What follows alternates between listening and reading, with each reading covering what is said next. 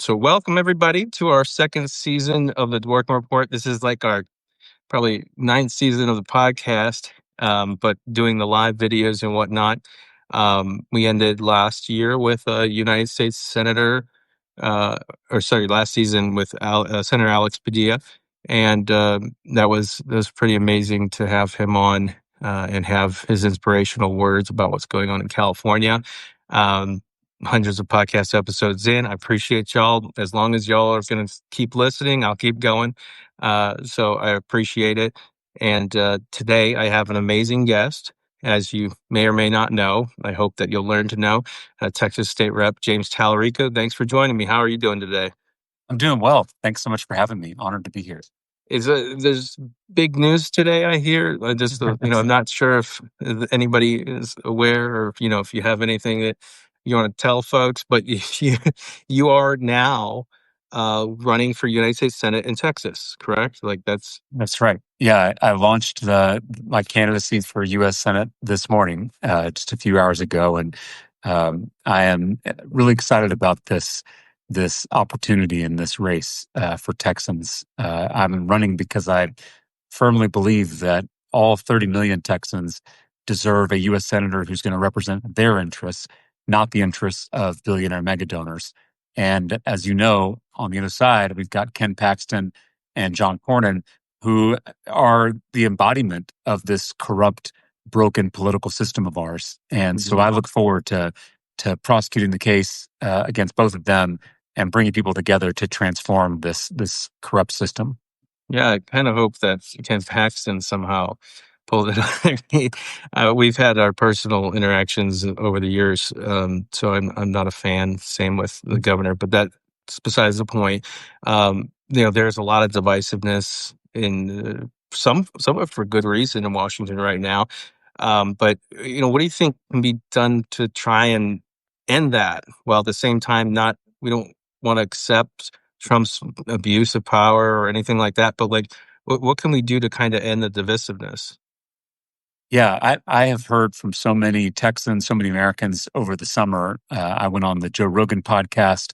I was a part of the quorum break when Texas Democrats stood up to the president over the gerrymandered maps here in Texas.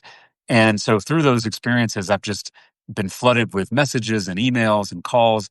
And I can tell you across the political spectrum, there is a hunger for a different kind of politics. I think people are ready to turn the page on the politics of division and hatred and tribalism that we've seen for the last 10 years in this country. People want a politics that's rooted in those timeless values that every parent passes on to their kid: honesty, sincerity, service, compassion. And I do think that kind of politics is right around the corner. There's something brewing out there in the country, and I want to be a part of this movement to transform our broken political system. There's something. Usually I would be like, oh man, like you got to be hard hitting. But the thing is, you are, but I don't want to say polite about it. It's just you don't bring that fake bravado that others do, where they have to act all angry. Like, you present facts. It reminds me sort of like Pete, like Buttigieg does, where you come out and you bring the positive nature, but at the same time you are able to criticize people harshly, but they take it more seriously. They understand it, and it's harder for them to rebut that without that anger. And so there's something. I've worked for hundreds of politicians over the years when I worked on campaigns, all the whatever people behind me. You have a different vibe, in my opinion. How do you find yourself different from folks who are in Washington right now, just as a human, as a candidate? Well, my faith is central to my public service. It's why I went into public service, originally not as a politician, originally as a classroom teacher on the west side of San Antonio. And I taught middle school. And if you're looking for someone who can strike that balance between toughness and compassion, you should hire a middle school teacher, because we do it every single day. You've got to be strong. You've got to stand your ground. You've got to have discipline in your classroom. but you also got to communicate that you care about these kids and their success and their growth. And so I try to bring that balance to this public service as an elected official. And my faith teaches me not only to love my neighbors, and not only to help the disadvantaged, but it also teaches me to love my enemies. And that's a really hard line to walk. How do you have an enemy or have an opponent and still love them and show them respect and honor their dignity as a human being? It's a balance that I oftentimes fail to strike. But when I am able to walk that line, I think it is much more effective than when we tear each other down or when we dehumanize other people. All of us want to stand up to bullies, but it's really easy to become a bully yourself when you do that. So it's really important to try to preserve our values and our ethics and our morals, even as we're fighting back and standing up to those who seek to do our country harm. Yeah, and don't forget, and this is the producer note that I told you I was going to laugh about. Don't forget to like and also comment so that I know that you're here. Let us know where you're from and whatnot.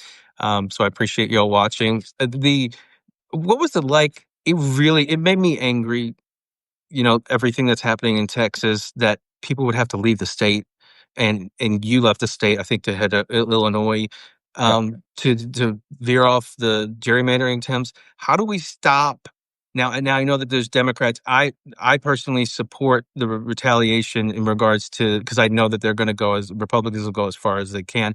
But like, how do we stop gerrymandering in general after all this? Like, it just seems like it's going to keep going until districts are squiggly throughout the entirety of Texas. Like, I don't know how they're gonna try and parse it out even more, but they will. And so, like, how do you stop that from happening? Yeah, the reason that my fellow Texas Democrats and I broke quorum a few weeks ago was to shine a national spotlight on this power grab in Texas. And after we did that, Google searches for the word gerrymandering skyrocketed, went through the roof.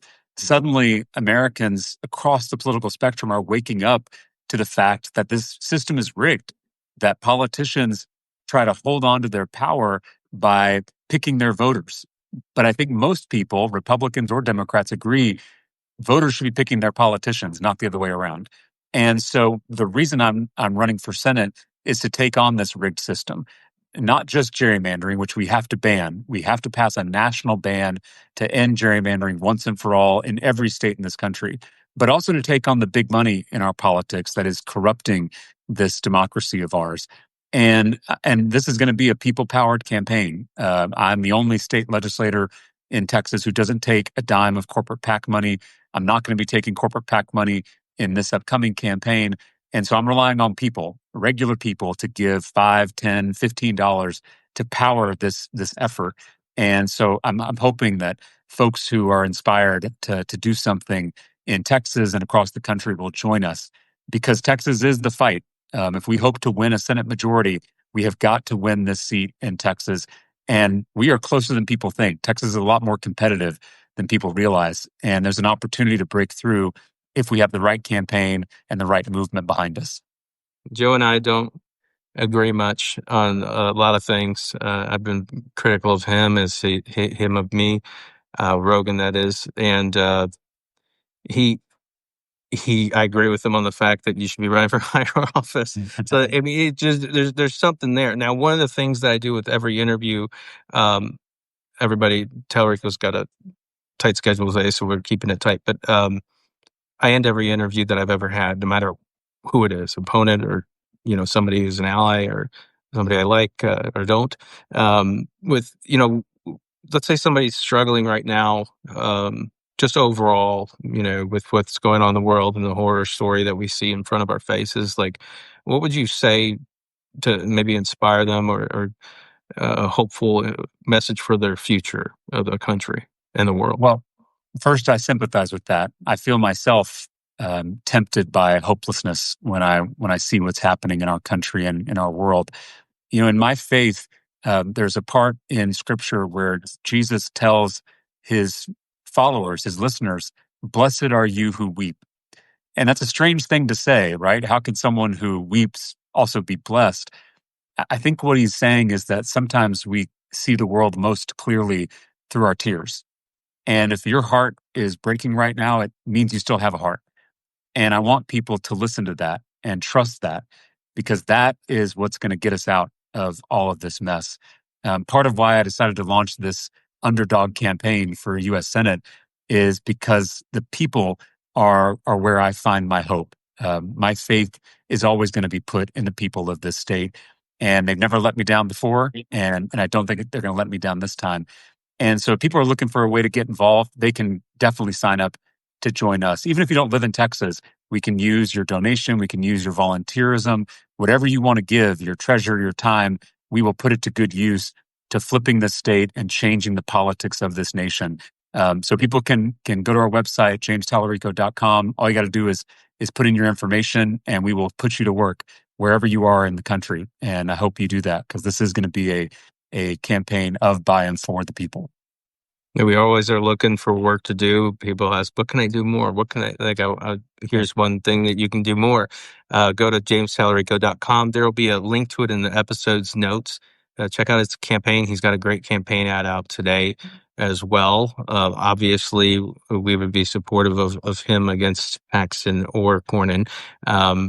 So that's no doubt about that. I think that there's great momentum. And as you saw, I think you're the first person to ever quote the Bible on the like ever. And that's the thing is like Democrats ceded religion.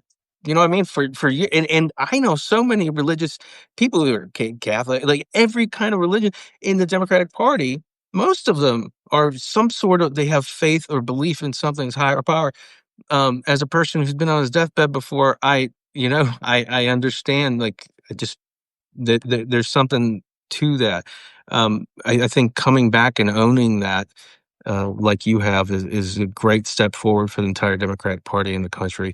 So, And I would just add, our atheist and agnostic friends, mhm. sometimes there are atheists out there who are more Christ-like than some of the self-proclaimed Christians in public office.